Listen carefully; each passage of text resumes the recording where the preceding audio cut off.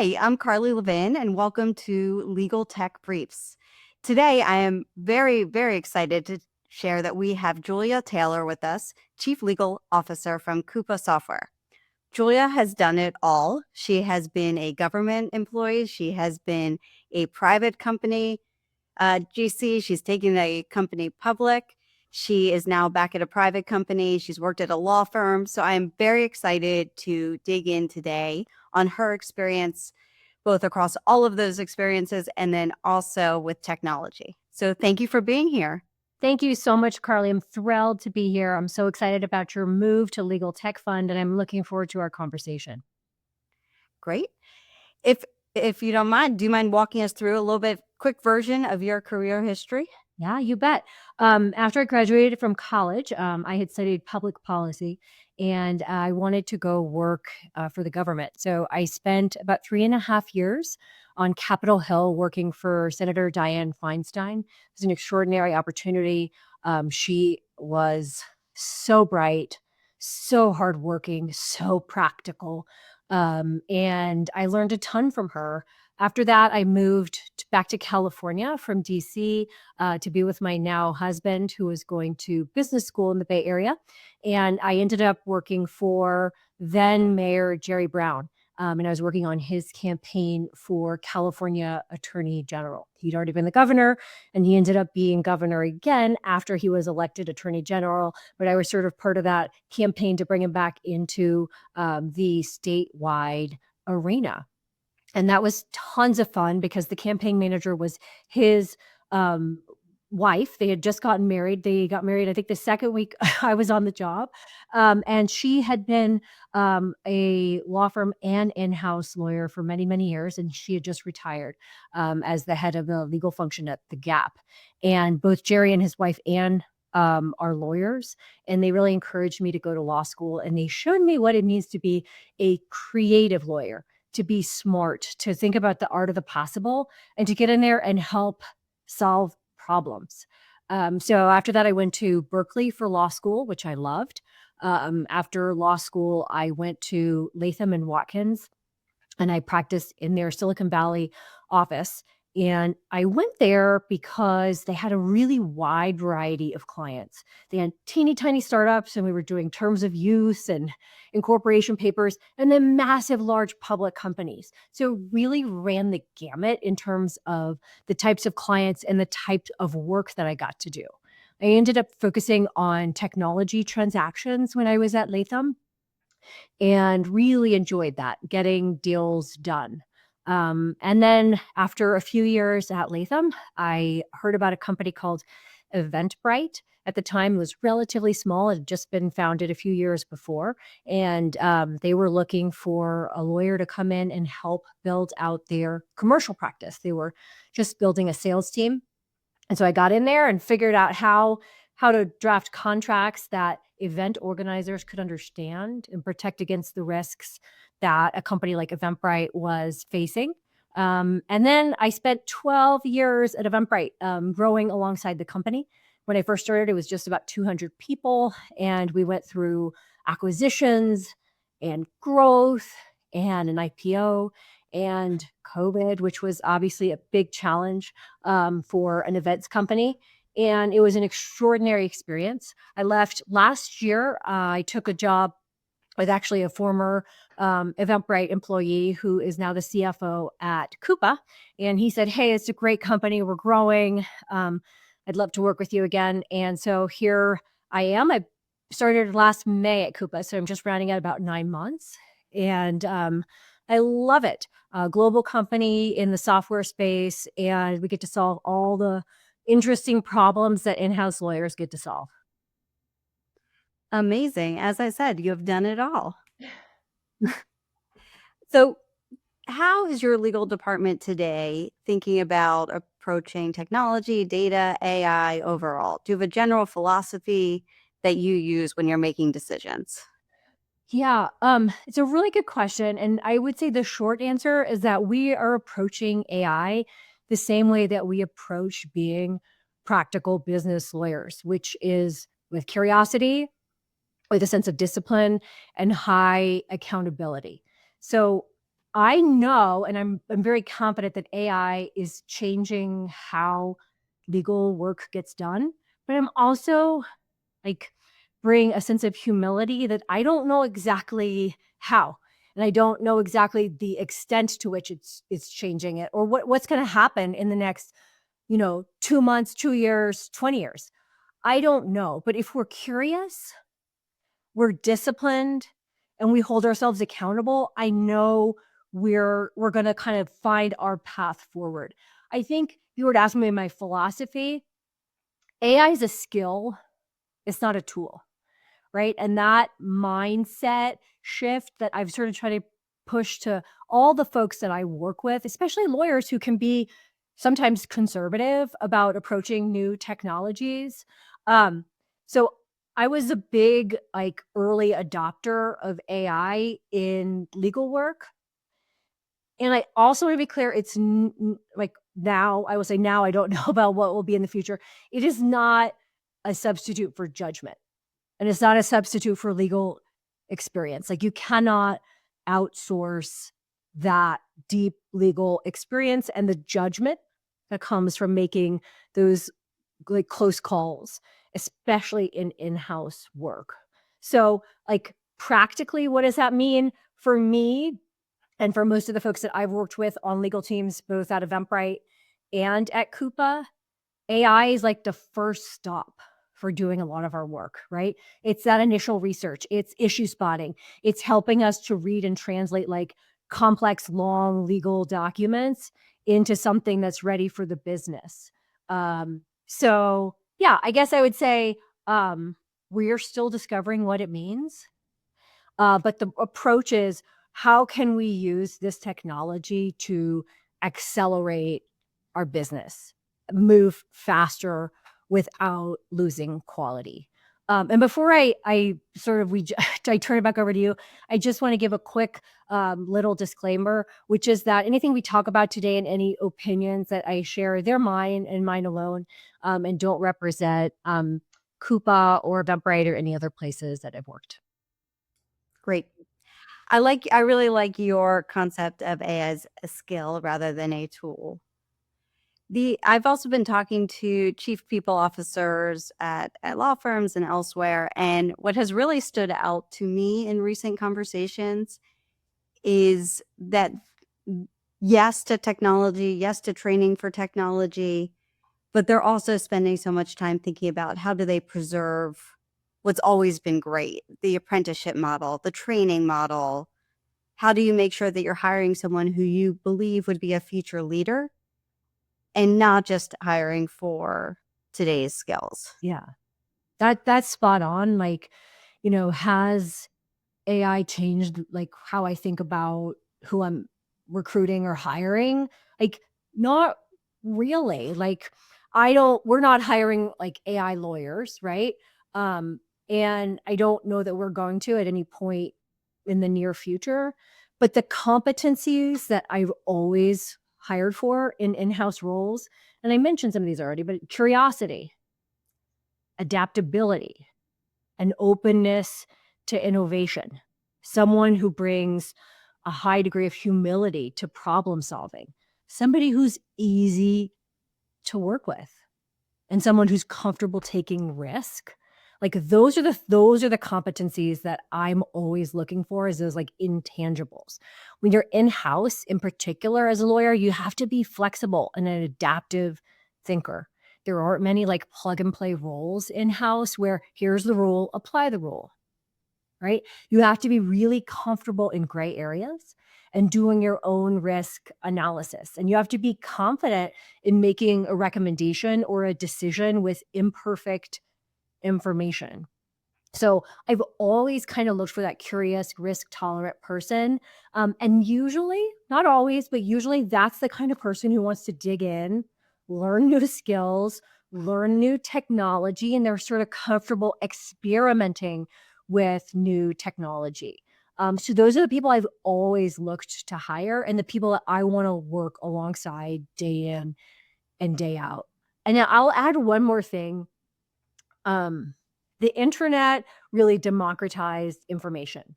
right? And I feel like AI has moved toward democratizing aggregation of mass data sets and large volumes of information and providing what I find to be generally, not always, but generally excellent analysis on that data, right? So, what does that mean for professionals who make their living on their intelligence or on their analytical skills? I was at a conference, I think it was 2 weeks ago, and it was a conference about AI for lawyers. And one of the speakers said something along the lines of when intelligence is commoditized, kindness and empathy become the thing, right? So, what does that mean for hiring and coaching legal teams? Like, I want a legal team full of professionals who are, yes, experienced in their specific area, employment law, IP, commercial, but they also come to their work with deep empathy and a humility and a deep desire to interact with the business.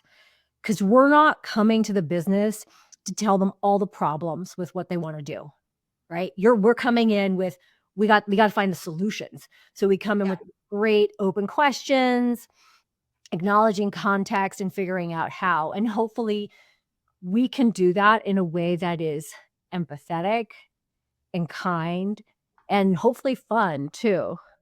Well, and people inside the business are calling you when things aren't going well or when something scary is happening. So even more to your point, it's important that you know how to manage those emotions. 100%. So AI can be a tool, but it's not going to substitute that. Okay, I'm sitting alongside the business and helping them figure out how to solve really interesting, complex challenges. You want to know that there's judgment behind there and there's empathy and interest and deep knowledge in the business. So you are many years in now to being in-house. Where have you seen the biggest impact? What technology has had the biggest impact to your department? It's a really good question. And I think I will say the biggest impact for me has been sort of what I talked about at the top, which is speed with confidence, right? In house lawyers bring their expertise, but their biggest value is understanding the business, right? You need to understand the product, the good, the bad, the ugly, the business model, the broader market. You need to have deep knowledge about customers, current customer base, the competitive landscape, and the opportunity. And so, what does that mean for AI? Like, you can do analysis that might have taken a ton longer or cost a lot more. And so you get that initial, okay, I got my information. Now I'm going to apply that to my business, my company's risk appetite, where I know my company's going, and then bring that together. I will say the cost savings and outside counsel has probably been the biggest piece. Instead of going to outside counsel with a question like, hey, fill in the blank, big name law firm, how should we think about this new regulation? Right? Big, broad question. A law firm might see, oh, yes, this is a billing party. I'm going to get in here and I'm going to answer every last question. Instead, we can do that initial research. What's the regulation? How does it or might it apply to our business? What are other similarly situated companies doing? And what are our options as a company for how to solve for this new regulation? Then you go to outside counsel. You say, here's what I know. Here's how I'm thinking we're going to approach it. And then your question is, what am I missing? Right? So you go in, and that doesn't come from spending hours doing legal research. It comes from looking at a couple of different like powerful AI tools. Some of them trained on legal or regulatory libraries, and some that are just Gemini. Gemini is extraordinary, and we have Enterprise Gemini, and I tell you, it's one of my first stops for almost everything. So I'll say that's one, outside counsel. Number two, commercial side. Like contract reviews and red lines are moving a lot faster, not because we're taking shortcuts, because AI is helping those legal professionals get to the right issues more quickly. We can benchmark provisions. We can understand what's market, what's not market, and we can position our arguments specific not only to our company, but also to the particular customer's industry, right? That kind of research in the past would have been just too big of a mountain to climb. But the team can jump in, ask a few questions here and there, and like, okay, I'm going to go into this negotiation with a lot more confidence, a lot more information. I think I mentioned this already, but synthesizing long documents and dense information, you can get kind of like the highlights. And then another way that it's changing, and this is not really about tools in your question, but we are getting a ton of questions from our customers on AI. So that is definitely impacting our practice. Not only because Coupa uses AI in its products, but I think most software companies or any companies that host data, customers are getting more sophisticated and they're asking those questions. So the legal team at Coupa needs to be fluent in how to have those conversations. And AI has actually helped us build that fluency faster, right? Because we're not starting from scratch. And those are questions, not how specifically the legal team's using AI, but how the company as a That's whole right.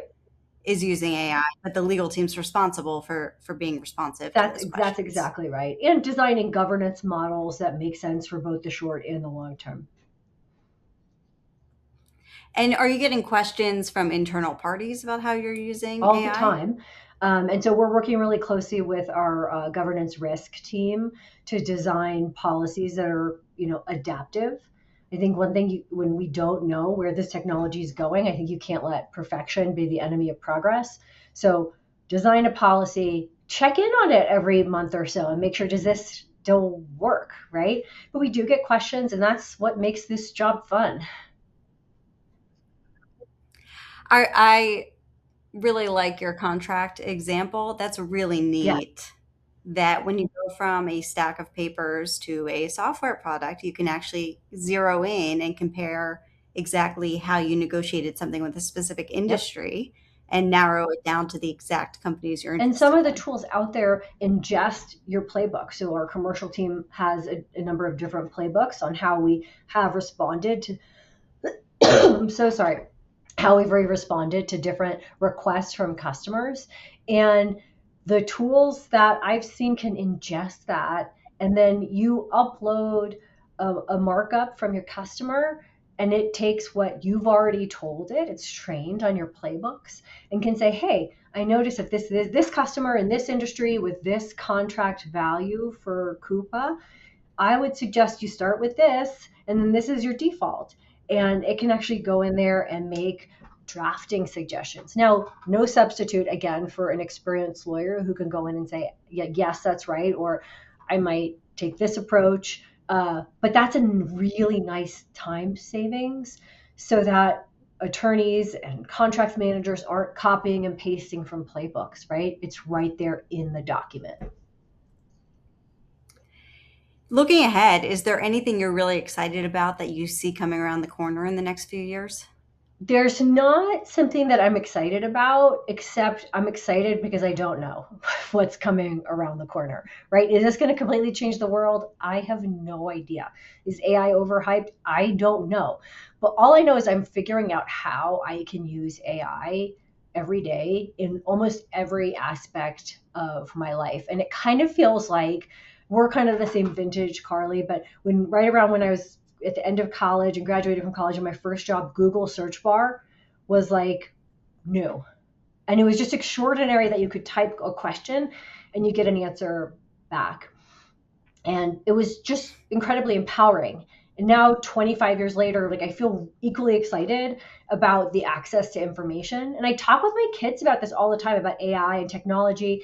And I think they, deserve to know that they are bearing witness to a tech, whatever you want to call it, a revolution or a leap, whatever it is. And we don't know what's next. I'm generally comfortable with uncertainty. I think it's one of the things that makes life exciting and worth living. And I try to bring that to my kids as well. Guys, get excited. We don't know, but keep your ears open and your eyes open and learn. Develop that skill. So I'm leaned in, learning, talking about it, experimenting, but I don't know about one particular thing that I'm sort of like looking forward to. The one I remember from college is when we got Wi-Fi in the Oh, dorm. yeah. I thought that walking around with your computer without wires was The just neck, because it used to be those miraculous. little like phone plugs that you'd have to plug because computers had those little phone things. Now we're dating ourselves, but that's okay.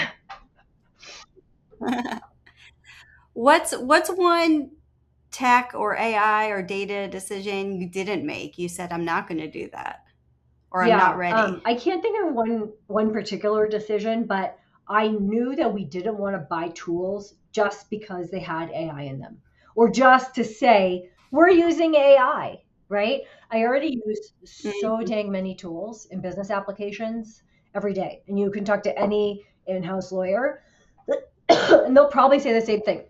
I'm logged into so many tools, all the different tiles, and I wanted to sort of go with like two rules of thumb. Invest in a smaller number of tools and then invest in the training and the shared norms around how to use them.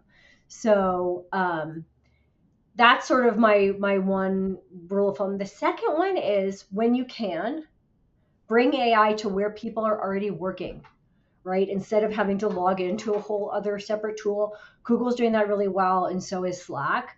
So I guess the decision we made was to be intentional about not rolling out AI everywhere, sort of all at once.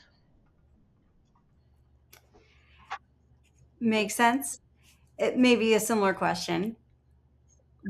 So you're very advanced as a general counsel and a chief legal officer in what you're doing using technology, data, AI across the board. To a general counsel sitting elsewhere who has not tried anything to date, how would you recommend that they get started? My biggest piece of advice would be to start using it yourself and try to understand it a little bit more and start small. Start in your personal life. Do a vacation planning or gift giving or thinking through like a challenging or brave conversation you need to have. Jump into AI. Ask some questions, right? Let it be your first stop or your first draft in doing something that you're going to layer in your own desires and your own sort of flavor onto. Just build the muscle. We all use Google. Try using an AI tool instead of Google, right? Whatever that is. It gets you comfortable, and then you can start seeing the value. And once you get a little bit more comfortable, start bringing it to work, right? You have to pick the right tool because especially in-house lawyers are often dealing with confidential information. So you want to make sure you're not using a tool that's training on your data. So I think that's one thing where you have to double click a little bit when you're using it for work related things. But maybe you start with something small that's not confidential. Have it explain a legal concept, complex legal concept in non legal language, right? Say you have a presentation for your executive team or the board or business partner. Ask AI how a non lawyer could understand the concept. Use it to draft an email, right? Or some preliminary research, right? You don't have to put confidential information in the prompt for it to be valuable. And then the other thing, my other piece of advice would be really clear and comprehensive with your prompts, right? Google's different. You sometimes just put like 2 or 3 words in your prompt. But I jump into AI and I usually I'll sometimes spend 5 minutes on a prompt. Tell the context of why you're asking the question. I have a presentation tomorrow, or I'm answering a question from my CEO, right? Give it details about who you are. In Gemini, you're able to create a gem that saves your preferences. So my gem, I have my CLO gem. I have my like middle-aged mom of three gem, right? And it knows all about my kids and their ages and dietary restrictions and all that good stuff. Give it all that information and state the format and the level of detail you want. I remember when I was studying for the bar and I was taking a Barbary class, one of the instructors spoke really passionately about sweating the question, the call of the question. Don't just spit out everything you know. Think about the nuances of the question. And so I always think about that when I'm doing a prompt. What is the call of my question? And the more thought you put into your prompt, the higher quality of output you're going to get and the closer it is to be able to use. So That would be another piece of advice, like be smart about your prompts. I like Yeah, I like the Yep, sweating. get in there. Thank you. Thank you so much for coming on today. Really appreciate it, and a ton of valuable advice for anyone in house It was at a it company. was so much fun, Carly. It was really great chatting with you. I'm super excited about where AI is headed, and really excited about everything I can learn from you and the Legal Tech Fund. Thank you. Look forward to catching up with you soon.